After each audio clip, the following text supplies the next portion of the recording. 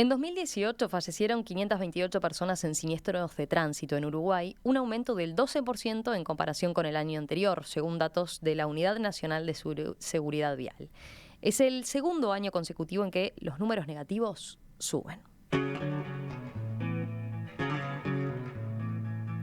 Esto está muy lejos de las metas que el país se había fijado para el decenio. El objetivo era llegar a 335 fallecidos por año a esta altura.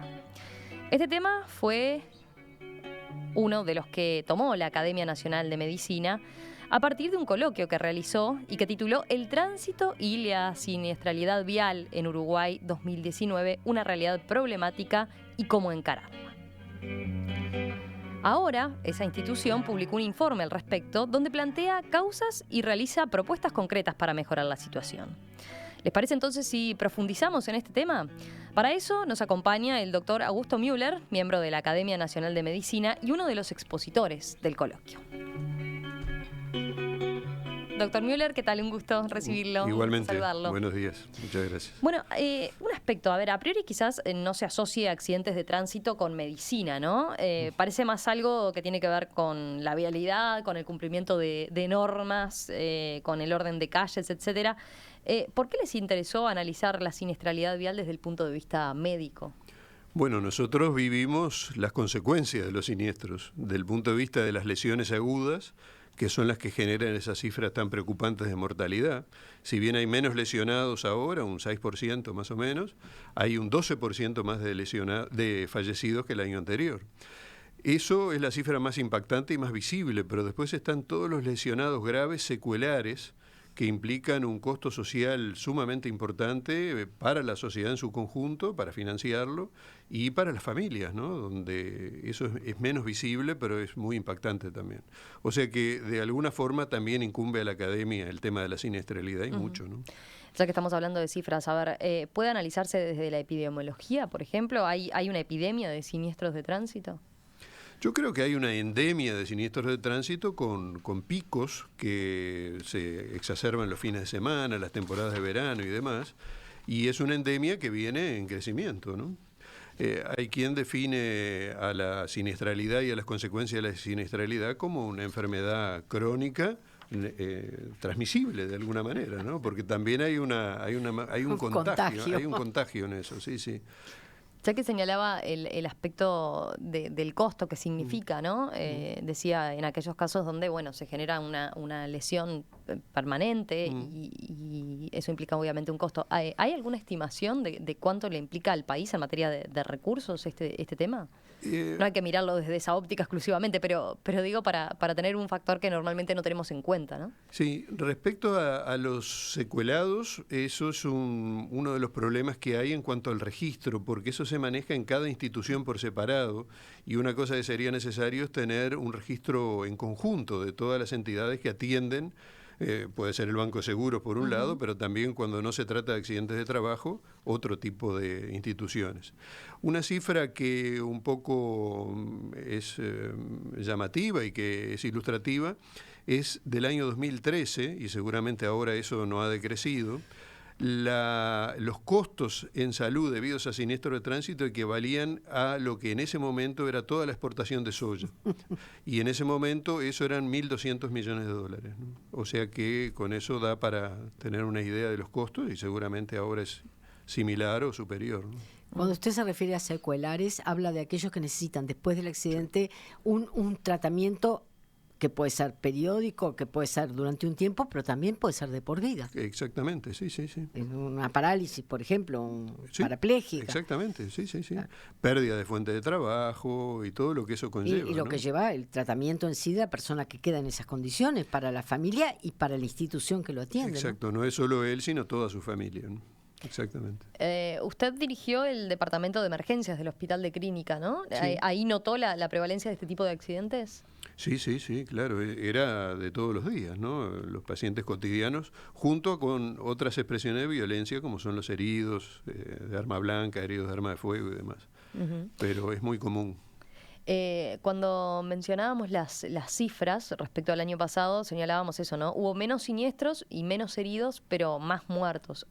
¿Encontraron alguna causa al respecto de qué puede explicar eso? Eso seguramente responde a una causa compleja, pero lo que sí traduce es que evidentemente promedialmente hay una mayor violencia en los impactos, ¿no? Hay menos siniestros, hay menos lesionados, pero los que se lesionan se mueren más, ¿no? ¿Pero eso qué significa? Por ejemplo, más velocidad en los autos, peores carrocerías, menos protectores. Un poco de todo eso, pero ¿no? yo creo que el factor fundamental es la responsabilidad al conducir. Si todos condujéramos respetando las normas al máximo, no habría siniestro de tránsito. Por ejemplo, la velocidad. Por ejemplo, la velocidad, los carteles de pare, los adelantamientos. Lo que vemos, los que circulamos por la calle permanentemente, que no se respeta, ¿no? Además, hay un factor ahí, el de la velocidad, o por lo menos cuando se analiza la cifra de muertes, tiene que ver mucho en los accidentes en carretera, ¿no? Porque estoy pensando que acá en Montevideo, por ejemplo, ese aspecto se ha cambiado en el último tiempo, sí, considerando lo que son las cámaras, ¿no? De control de velocidad en las rutas principales, como la RAM, la Avenida Italia, y la Rivera. cantidad de autos que circulan. Exacto. También. Eso obstaculiza, claramente dificulta. Es imposible manejar rápido. Rápido es Sí, imposible, es porque imposible. uno no es suicida. Sí. Pero claro, en la ruta sí sigue siendo un tema, ¿no? Sí, sí. Le íbamos a preguntar también, a ver, Rosario mencionaba otros factores, la tecnología. ¿Qué rol tiene la tecnología hoy como causante de accidentes de tránsito? Bueno, la tecnología proporciona autos cada vez más potentes y más veloces, ¿no? Por un lado. Por otro lado, proporciona métodos o medios de seguridad y de orientación, los GPS, las pantallas multimedia y demás, que también constituyen factores de distracción, ¿no? A mí me parece bastante difícil de asumir que el conductor de un vehículo pueda tener un acceso, depende de su conducta, un acceso a ver un video, si se le antoja, en una pantalla al lado del volante. Sí, Entonces, y hasta cuestiones como la que dice, ¿no? El GPS, que uno tiende a pensar qué Que práctico ayuda. que es y que ayuda, hay un factor- desde el punto de vista de la distracción puede ser un sí, tema, ¿no? Y hay un factor que por razones tal vez culturales y antropológicas no sea muy frecuentemente citado, ni siquiera en las estadísticas, y es el mate. ¿Qué tanto incide el mate en la seguridad en el manejo? Es algo que no está evaluado. Y además cada vez es más difícil porque ahora todos los vehículos tienen pantallas antiluminosidad, o sea, las membranas protectoras, que todas, o muchísimo, un porcentaje muy alto, excede el máximo permitido por la municipalidad. O sea, creo que es un 23% de... ¿Ahí de qué está hablando exactamente? De las pantallas, de las membranas protectoras en los vidrios. En los vidrios, que hace que Que queden se más oscurezca, oscuros. claro, que no veas para Oscurece. adentro. Uno, Claro. por ejemplo, no sabe en un cruce cuál es la actitud del conductor del otro vehículo que Sí, está no Claro. enfrentando. Es cierto, estamos más ocultos en Estamos el auto. ocultos. Ya ahora, Y a veces qué tan importante es, ¿no? Es El muy mirar al importante. otro para saber, para anticipar cuál va a ser su Exactamente, reacción. Exactamente. Y eso, dice usted, no es un aspecto que se tenga en cuenta, por ejemplo, a la hora de la fiscalización, de la importación, de permitir determinadas o establecer determinadas exigencias en la importación de Bueno, vehículos. yo no puedo afirmarlo, pero tengo el convencimiento de que hay un enorme porcentaje de vehículos que tienen el oscurecimiento debido a estas membranas mucho mayor que el que está permitido. Otro factor que tiene que ver con esto es la visibilidad de un peatón de noche. Yo lo digo porque a mí me pasó personalmente darme cuenta de que si tenía la ventanilla levantada no se ve un peatón cuando uno va doblando hacia la izquierda, por ejemplo. Entra en la zona de tiniebla.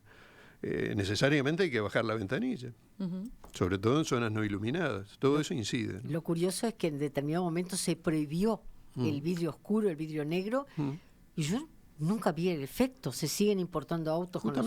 Justamente. Pero estaba, no sé si está vigente, pero Yo creo no que lo fiscaliza. el auto viene sin la membrana, pero después se le aplica Eso es la acá. membrana, pero además hay vidrios oscuros Además, sí. que estaban Sí, prohibidos. no necesariamente, sí. Creo que no necesariamente que se le agreguen, sino que el auto viene ya así, ¿no? Vienen así. Y en relación a la multimedia, recientemente una persona allegada compró un auto nuevo y el vendedor, en voz baja para que nadie escuchara, le dijo: yo tengo el contacto para que le pongan un software que le detecta los radares para que usted...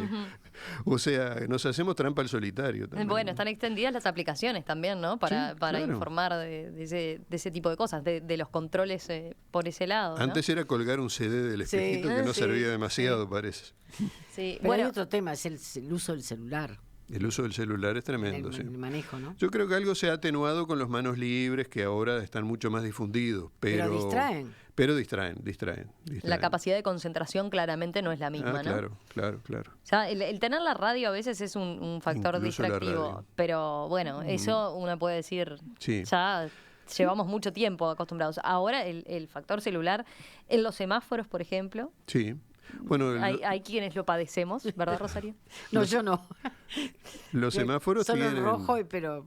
Bueno, por eso. En el semáforo te da para contestar un mensaje de WhatsApp. Eso es terrible. Sí. Es terrible. Más allá de lo poco que son respetados los semáforos, ¿no? Estrictamente. Bueno. La luz amarilla mandata que uno tiene que terminar el cruce si empezó o tiene que detenerse si todavía no lo empezó. Salvo que esté a una distancia tal que termine frenando en el medio de la calle. Pero los vehículos actuales permiten frenar, si uno va a la velocidad indicada, en muy pocos metros, ¿no? O sea que eso no es una excusa para no cumplirlo. Incluso uno ve cómo hacen todo lo contrario, aceleran para terminar el cruce antes de que termine la amarilla. Claro, pero en ese aspecto yo le pregunto, las multas son sensiblemente más bajas el cruzar con rojo que el exceso de velocidad. Uh-huh. Ahora se ha ido equiparando eso, y sin ¿no? embargo, yo creo que son más los accidentes con que te llevas un peatón por delante porque está cruzando bien y vos cruzaste con roja, que por el exceso de velocidad, que pueden ser muy pocos kilómetros, donde se pretende 45, se va a 55, 60. Sí, eso se modificó más recientemente, pero igual es cierto que las autoridades señalaban que la velocidad es un factor determinante en es un factor determinante. El riesgo, ¿no? Por la velocidad de respuesta y por la consecuencia del impacto. Del impacto, ¿no? Claro. Eso sobre todo. Pero le propongo, vamos ahora a hacer una breve pausa y enseguida nos cuenta y empezamos a charlar de las propuestas concretamente que surgieron a partir del coloquio que hizo la Academia Nacional de Medicina. ¿Cómo no? De eso estamos conversando esta mañana con el doctor Augusto Müller, que es doctor, cirujano y emergentólogo. Fue director del Departamento de Emergencias del Hospital de Clínica, miembro de la Academia Nacional de Medicina, integra un grupo de trabajo de siniestralidad desde el año 2013 y con él estamos conversando sobre este simposio que realizó la Academia, este encuentro que realizó la Academia en el mes de mayo, donde se propuso como tema el tránsito y la siniestralidad vial en Uruguay 2019, una realidad problemática y cómo encararla. Un coloquio que, además de centrarse en el diagnóstico, se centró en propuestas, o de allí por lo menos surgieron propuestas. Doctor Müller, cuéntenos de eso. Pasemos a las propuestas concretamente. ¿Cómo desarrollaron lo que proponen? ¿Cómo fue el análisis que hicieron? Sí, antes de hablar de las medidas en sí, ¿no? Sí, justamente lo que se propuso la Academia fue nuclear expertos en las distintas áreas que tienen que ver con la siniestralidad. Y las propuestas surgen sobre todo de ellos. Hay algunas que son propias de la Academia, de los integrantes del grupo de trabajo. Pero sobre todo fue el jefe de la Policía Nacional de Tránsito y el presidente del Automóvil Club lo que hicieron las principales propuestas, que son además muy originales y apuntan a un nuevo enfoque. Para mencionar una de ellas, la necesidad de adquirir una nueva ética de la movilidad, porque en realidad cuando nosotros no cumplimos con nuestra responsabilidad, cuando nos manejamos en la vía pública, estamos cometiendo una falta ética y tenemos que modificar esa conducta. Es necesario. Bueno, ustedes ponen ese aspecto, ¿no? Y eso como una propuesta, ir hacia una nueva ética de la siniestralidad, de la movilidad, ¿no? Una nueva ética de la movilidad. ¿Cómo la definiría? ¿Qué implicaría? Un cambio de conducta, y para cambiar las conductas hay que apuntar a los chicos, estamentos, ¿no?, iniciales, a los niños en la escuela, que ya han demostrado ser muy eficaces en ese sentido, en la corrección de conductas de sus padres, ¿no? Ellos adquieren buenas conductas en la escuela y los transmiten. Y acá tiene mucho que ver. Entonces, sería importante que los niños pasaran por procesos que tuvieran en su currícula escolar, por lo menos determinadas instancias donde el tema de la seguridad en el tránsito y en la vía pública sea expuesto y que lo vayan aprendiendo desde chicos, ¿no? Uh-huh. Como parte del programa, o sea, no simplemente... o sea, que las conductas como peatones, claro, como futuros conductores, exacto, se adquieran ya desde ahí. Claro, como parte de la necesidad de un buen ciudadano que tiene que ser de adulto, ¿no? Digo, ir un pasito más de lo que hoy puede hacer, y aprendemos muchas veces de los más chicos que nos dicen, mamá, pasaste con amarilla, ¿por qué pasaste con amarilla? ¿No? Sí. Ese tipo de cosas, porque ellos lo tienen ya, exacto, en ese sentido. Esto sería ir un pasito más. Y a propósito de eso, ustedes hacen una propuesta de por ejemplo, para quienes se inician en la conducción, empezar a hacerlo de manera progresiva.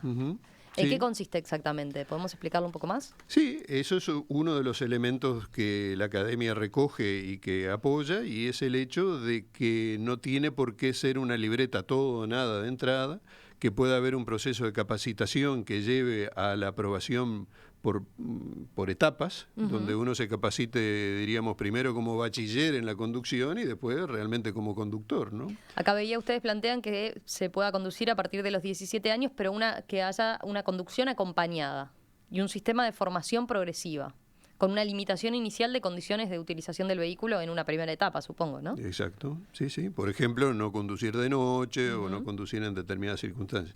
Claro, toda esa normativa que se propone, esta es una de las propuestas del señor Tomasi, el presidente del Automóvil Club.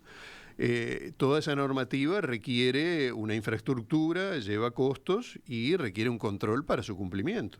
Ese es uno de los problemas, ¿no? Yo creo que en nuestro país adolecemos de escasa nivel de control del cumplimiento de la normativa, ¿no? Hay muchos oyentes que van por ese lado. Le trasladaría una pregunta que nos hicimos en la producción recién. ¿Por qué 17 años? Alguien preguntó, ¿por qué no menos? Yo digo, porque hay un tema de responsabilidad. Que sí, siempre hay que poner un límite, eso es discutible. El hecho es el concepto de decir que uno tiene que sufrir un proceso de capacitación. Hay también que valorar cuál es la capacitación de los capacitadores, ¿no? ¿Cómo es que se acredita una escuela de conducción? ¿Cómo es que se enseña? Yo he visto con cierta frecuencia coches escuela donde el aprendiz está haciendo cosas que no debería estar haciendo. Bueno, por lo pronto en Montevideo no se saca a hacer una práctica en carretera y usted bueno, ahí tiene un ejemplo. Depende, ¿no? Yo tuve hace años ya. Yo lo hice con mi hijo, pero saqué una prácticas en carretera. No, como parte de la inducción y como parte del curso. Pero no es lo más común. El Automóvil Club te lleva, pero no es lo más común. Es como todo en la enseñanza. Esto es un proceso de enseñanza. Se pueden discutir los métodos, los alcances, pero creo que hay que hacer algo por instituir algún tipo de proceso en este sentido. Y lo progresivo daría para ello, ¿no? Claro. Ustedes también plantean no solo en el inicio del ser conductor, digamos, sino también al final. Un aspecto importante para la gente mayor, una prueba de aptitud a personas de más de 80 años, que ahí supongo que algo tiene que ver con que a partir de cierta edad uno tiene que dar la libreta también todos los años, no pasar el examen todos los años. Pero señalan, brindar instrumentos de autoevaluación sobre la conveniencia de seguir conduciendo. Sí. Ustedes recordarán que hace un tiempo surgió una iniciativa que después quedó un poco apagada en el sentido de que después de los 80 años no se pudiera conducir o después de los 80. Y somos todos diferentes, ¿no? Hay adultos mayores de 80, 85 años que tienen las condiciones psicofísicas necesarias para seguir conduciendo. Pero para eso el examen es obligatorio y como dice Romina, hay una forma de que todos los años tiene que pasar por lo mismo. Exacto. Ya está vigente eso. Eso ya está vigente y medirlo en las condiciones que realmente permitan saber si está en condiciones o no, Claro. ¿no? Un test amplio que permita saber eso. Y en cuanto a la autoevaluación, implicaría que esas personas supieran realmente o tuvieran las posibilidades de ellos mismos darse cuenta si es conveniente o no que lo sigan haciendo. Yo conozco muchos adultos mayores que han llegado a la conclusión de que es mejor que no. Mi madre es una de ellas. Sí, es un tema complicado, ¿no? Porque tiene también mucho que ver con la autonomía de la persona mayor, ¿no? Sí, claro. Muchas veces. Pero hoy está resuelto con la cantidad de fórmulas que sí, tienen. acá en Montevideo, quizás en el interior del país, no, por ejemplo, Sí. ¿no? No necesariamente. Ahora, se ha apuntado al adulto mayor, pero no se ha apuntado en ese sentido al adolescente. También sería bueno medir, evaluar al adolescente, a ver qué grado de madurez psíquica tiene, cómo enfrenta el hecho de que va a conducir, para qué piensa que tiene que conducir, porque yo me imagino que hay muchos de ellos que estarán pensando que por fin se va a poder subir a la máquina poderosa de su padre y correr por la Rambla. Claro. Bueno, son las cosas que habría que evaluar mejor, ¿no? ¿Y ustedes no consideraron la posibilidad de la libreta por puntos? Es decir, que de alguna forma se evalúe la performance a partir del número de multas o el número de siniestros que se tiene, que también se habló de ese tema. Sí, también se habló. No fue un punto tratado en el coloquio específicamente. Si me preguntan en lo personal, yo estoy de acuerdo en eso, y apunta al otro extremo. Recién hablamos de cómo adquirir la categoría de conductor, y eso apuntaría a cómo perderla, ¿no? Claro. Hace años, ¿no?, que se viene hablando de la instrumentación de la libreta por puntos. Es un aspecto que está ahí siempre por llevarse a cabo y bueno, no se termina de definir, ¿no? Cuando sería un sistema eficiente por el hecho de generar suficientes incentivos y sanciones también, ¿no? Sanciones, sí. Otra de los aspectos que ustedes remarcan tiene que ver con relación a los ciclistas, ¿no? Y conductores de birrodados en general, ¿no? Todos los birrodados, y hemos tenido hasta monorodados, ¿no? Hay un aparato con un sistema de equilibrio. Los monopatines. No, el otro. Mono, con una sola rueda donde... Una plataforma que... Es una plataforma... como los que utiliza la policía acá. Exacto. Acá, No, pero los de la policía tienen dos, pero paralelas. Sí. Lo que yo digo es una sola, como los monociclos que se usan en el circo, que tienen un sistema de estabilización... y que pueden circular. Y es parte, y en Europa se ve mucho, por ejemplo, como parte, así como los monopatines, están estos que son más sencillos todavía, ¿no? Pero más allá de eso, bueno, todos entran en una categoría especial donde primero no hay una capacitación del conductor de ese tipo de vehículos y no hay una infraestructura, ¿no? Ahora que mencionó Europa, si usted por casualidad en Europa confunde la ciclovía con la vía peatonal, puede tener un siniestro gravísimo, porque los ciclistas van por la ciclovía y nunca paran. Imaginan que algún peatón distraído pueda llegar a subirse ahí. Pero que hay una infraestructura adecuada para eso, y nosotros no la tenemos más allá de ciertas pretensiones de algunas ciclovías precarias, a mi criterio, que tenemos, ¿no? Ustedes en el documento señalan, en el caso de los conductores de birrodados, obligatoriedad de cursos periódicos de formación, aumentar de manera significativa el nivel de exigencias y sanciones e incumplimientos a titulares de las empresas de delivery. Acá introdujimos otro tema que tiene que ver con los deliveries en particular, ¿no? Esto apunta a los birrodados motorizados, ¿no? Que hay deliveries en bicicleta también. No, claro, pero en ese punto en particular... La obligatoriedad de los cursos periódicos de formación. Porque las motos son las causantes de la mitad de los fallecidos prácticamente, entonces es a ellas que hay que apuntar más concretamente.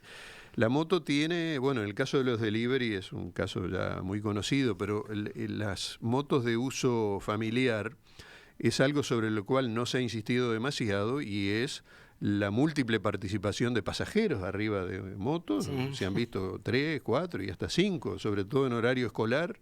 Y uno se pregunta, bueno, ¿quién tiene más derecho en esa situación? Si el padre que tiene que llegar temprano al trabajo, o el niño inocente que no le preguntó al padre cuáles eran los métodos de seguridad para trasladarlo en ese vehículo.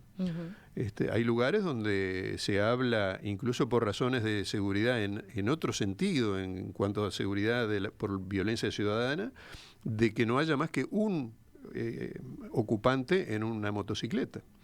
Porque cuando hay rapiñas en la vía pública siempre son 2. De eso ni se habla en este momento acá, pero son aspectos también a tener en cuenta, ¿no? Sí, me quedé pensando en el tema de los deliveries. Eso sí sería una novedad, lo de la instrumentación de cursos periódicos, pero sobre todo las sanciones a las empresas que están detrás, ¿no? Que eso a veces es dificultoso por el hecho de que, por el tipo de vínculo que tienen los deliveries con esas empresas, ¿no? En general son tercerizados, ¿no? Sí. En general son tercerizados, freelance. o bueno, claro, tienen que hacer como si fueran taxistas, como conductores de Uber, ¿no? Donde tienen que abrir su propia empresa y la empresa los contrata. Hay distintas formas de vínculo, pero claro, es cierto que la empresa se involucraría de forma distinta si pudiera ser sancionada por la forma de conducir de sus delivery, ¿no? La empresa por lo menos corresponsable, porque le impone un determinado plazo para hacer la entrega. Sí, claro. Y si no puede, posiblemente pierda su empleo al día siguiente, ¿no? Sí, ese es un aspecto. Recuerdo una nota que hicimos con un delivery hace un tiempo, con alguien que representaba a los deliveries, y marcaba eso, ¿no? También las exigencias que tienen en cuanto a la cantidad de entregas que tienen que hacer en determinado tiempo, ¿no? Exacto. Después, ¿qué otras propuestas vale la pena ¿En qué otras propuestas vale la pena enfatizar? Estoy pensando en respecto a las distracciones. Lo hablábamos hoy más temprano, cuando comenzamos la nota, el tema del factor tecnológico. Directamente señalan promover el bloqueo del móvil durante la conducción. ¿Que mediante alguna tecnología en particular o cómo podría instrumentarse? Sí, yo pienso que puede... Digo, este es un tema que propuso el señor Tomasi y no es del ámbito que la academia haya profundizado en cuanto a los métodos. Pero seguramente hay métodos para eso. Porque hoy, claro, uno en el celular está bien, es inadecuado usarlo para responder mensajes de WhatsApp y demás, pero es cierto que también tiene, claro, el GPS ahí muchas veces, ¿no? La radio, el auxilio mecánico. Por favor, estás arriba del auto y te pasó algo y inmediatamente lo haces. Claro, tendrías que bajar. No se trata de no tener celulares. Claro, no. Pero el primer bloqueador... dentro del auto sería. Y lo mismo pasaría porque usted sube al auto y automáticamente se le bloquea. Tiene que estar vinculado al ingreso al auto. Si no, posiblemente sí. Pero yo creo que el primer bloqueador es el conductor responsable, ¿no? Sí, claro. Ese es el primer bloqueador. Por eso la etapa educativa es la principal.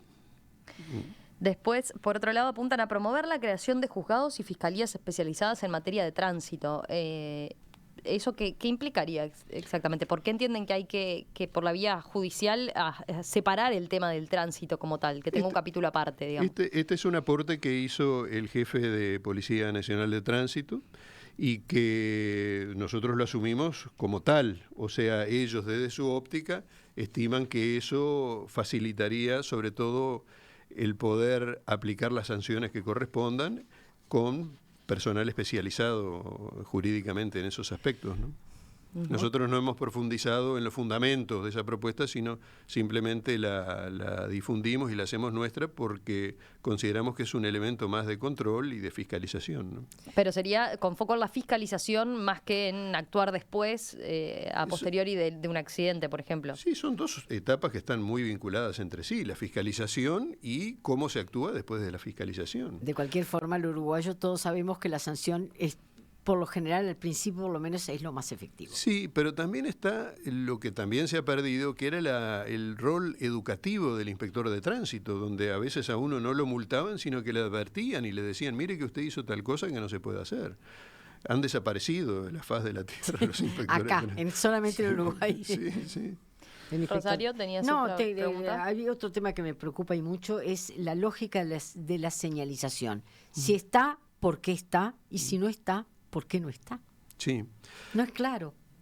Es verdad, nosotros lo incorporamos también como un punto, pero claro, los aspectos técnicos que tienen que ver, como se decía al principio, con la ingeniería de tránsito, la normativa y demás, nosotros simplemente apoyamos a las instituciones que hacen las propuestas, ¿no? Pero afirman que tiene que haber una buena y clara señalización. Sí, claro, sí.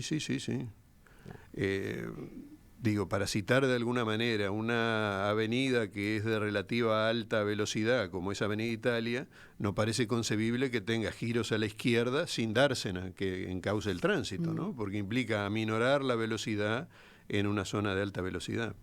Pero a mí, más allá de eso, me gustaría insistir en los aspectos que son más médicos del asunto y que tienen que ver con la respuesta al siniestrado de tránsito. Le iba a plantear eso, ¿no? Porque está como otra de las propuestas que ustedes hicieron, que es instaurar un sistema de capacitación de primeros respondedores en trauma. Sí. ¿Qué quiere decir esto? ¿Qué implica? Bueno, ustedes recordarán que hace un par de años se nos adjudicó la obligación de tener un maletín de primeros auxilios que fue muy denostado en el sentido de que se decía, ¿para qué me sirven 2 gasas y 2 guantes? Y sin embargo, un primer respondedor civil, un ciudadano común, no capacitado en técnicas de asistencia médica, puede hacer muchas cosas si es el primero en acudir a un siniestro. Entre otras, brindar seguridad para evitar que se genere un segundo y un tercer siniestro, como es frecuente en los choques en cadena, ¿no? Entonces, cuando se instauró la ley de los cardiodefibriladores externos automáticos, paralelamente se hizo un proceso obligatorio de capacitación en su uso, que obligan ciertas instituciones, las que tienen que ver con la seguridad, que el 100% del personal esté capacitado, y en las instituciones comunes que el 50% esté capacitado, y por eso son efectivos. Pero nadie nos capacitó en el uso del maletín. ¿Qué hay que hacer con esas gasas, con esa tijera, con ese chaleco? Lo tenemos ahí, pero no Por sabemos obligación. cómo usarlo, claro. Y sin embargo sería una herramienta muy importante, sobre todo en las zonas más alejadas, donde la respuesta médica demora más. Yo le iba Y a ese es preguntar otro eso. punto. Sí, ¿cuánto se juega el partido en esos primeros minutos después de un Muchísimo. accidente de Muchísimo, tránsito? ¿Cuánto es muchísimo. lo habitual que se demore? ¿Hay mediciones al respecto? Sí, el promedio en Montevideo, si mal no recuerdo, andaba promediando los 10 minutos de respuesta de promedio. Alemania Claro, para tiene... quien está ahí es una eternidad. Es una eternidad. Alemania tiene 15 minutos en cualquier parte del país, Ajá. porque tienen 50 bases de helicópteros. Entonces, claro, uno está pensando en costos que hoy por hoy son inimaginables aquí, pero si queremos brindar equidad al politraumatizado de San Gregorio de Polanco o de la Ruta 26, con el que ocurre en Montevideo, no tenemos más remedio que pensar en ese recurso de respuesta, ¿no? Es así, lamentablemente, aunque implique costos y cambio de mentalidad y demás, ¿no? Respecto a los tiempos, antes se hablaba de la hora de oro del traumatizado, como que todo lo que había que hacer que le va a salvar la vida ocurría en la primera hora. Hoy se sabe que eso no es así, que son los primeros 15 minutos los que son cruciales y en algunos casos 15 minutos no alcanza. Y define la vida y la muerte, por ejemplo. Lo que se trata es de bajar la mortalidad en el lugar del evento. De eso se trata. Y para eso, por ejemplo, vale cohibir una hemorragia externa. Y cualquier ciudadano, si sabe qué hacer, puede cohibir una hemorragia externa. Hubo un siniestro en La Paloma hace unos cuantos años, donde un chico chocó en esa ruta 10 tan peligrosa contra un árbol y tuvo todavía la presencia de ánimo para llamar a la emergencia y demás, y se fue muriendo él solo, desangrado por una lesión de cuello que hubiese bastado con comprimir ahí para que no sangrara más. Eso, si él lo hubiera sabido, o si un ciudadano cercano lo hubiera sabido, era una vida que se hubiese salvado, ¿no? O sea, hay que instruir, forma parte de la capacitación que se requiere en conducción, ¿no? Estas propuestas que hicieron como Academia Nacional de Medicina y que surgieron de este coloquio en realidad con estos distintos actores involucrados, más allá de lo que estamos comentando y de que ustedes, bueno, han aprovechado esto para conversar del tema con la sociedad, ¿lo han planteado, por ejemplo, lo tienen conversado con la UNACEF, lo han formalizado como una propuesta como tal, y qué puede pasar con estas medidas? Tenemos un vínculo muy cercano con la UNACEF. Desde el año 2013 empezamos a trabajar en conjunto cuando hicimos la primera de estas jornadas y estamos en un intercambio permanente, ¿no? Claro, si se quiere, más fácil lo nuestro de proponer cosas que pueden parecer ideales que aquel que está encargado de instrumentarlas. Pero, por ejemplo, con los organismos de la enseñanza, porque me parece muy efectivo incluir a los chiquitos en la formación. Sí. ¿Y han tenido algún contacto? Porque yo creo que es la más fácil de solucionar. Sí, que vaya una persona cada tanto a darles una clase sobre la forma de lógica de manejar razonable. Sí. En la primera jornada del año 2013 participaron autoridades de la enseñanza y se hizo también un documento conclusivo donde se aconsejaban esas cosas. Nosotros proponemos, tal vez como un ideal, que la UNACEF, en vez de ser una unidad nacional de seguridad vial, se constituyera con todos estos organismos, la enseñanza, las intendencias, la policía de tránsito, en un sistema nacional de seguridad vial, donde hubiera integrantes de cada uno de esos sectores trabajando en conjunto y la UNACEF no estuviera sola cuando va a decidir los aspectos que tienen que ver con la enseñanza, ¿no? Así que bueno, en línea de contacto y de diálogo permanente. Sí. Permanente. No No descartan que se puedan llevar efectivamente a cabo entonces. No, claro. Digamos, también hay que reconocer todo lo bueno que ha hecho la UNACEF y más allá de estos resultados puntuales de aumento, que puede ser una cuestión incidental, ha habido logros que han sido manifiestos, ¿no? En los años anteriores se había conseguido un buen descenso y digamos, si no estuviera la UNACEF las cosas serían mucho peores, eso sin duda, ¿no? Tengo varios mensajes de los oyentes. María dice, a mí lo que me preocupa es el perfil psicológico del conductor, su resistencia a cumplir las normas y la falta de conciencia de la responsabilidad que implica estar a cargo de un vehículo. Sí, eso es algo de lo que ustedes comentaban, ¿no? La parte psicológica, no estamos, eso no es un factor que se tenga en cuenta a la hora de dar la libreta, por ejemplo. Sí, totalmente de acuerdo con María, y hay un perfil psicológico, antropológico propio del uruguayo, ¿no? Sí. Nosotros somos irreverentes, poca tendencia a cumplir normativas, confundimos autoritarismo con autoridad y todas esas cosas no son favorables para obtener una conducta responsable. Pero en la convengamos conducción. que el tránsito además es estresante. El tránsito es muy estresante. Ustedes recordarán aquel Entonces hay que dibujito tener animado. una filosofía muy especial. Bueno, todo te Sí, resbale, tomárselo con no andar a las apuradas, No, salir por con más eso. tiempo del que que te del toquen que bocina se y diga, estima. aguantate porque tengo otro adelante. Y Sí, y acostumbrarse también a buenos gestos al volante, totalmente, ¿no? o ¿Cuánto nos cederle al peatón la sorprende esquina, por favor, en lugar de tirarle el ese auto tipo de encima? cosas? O dejar pasar cuando a veces estamos trancados en la boca calle, ¿no?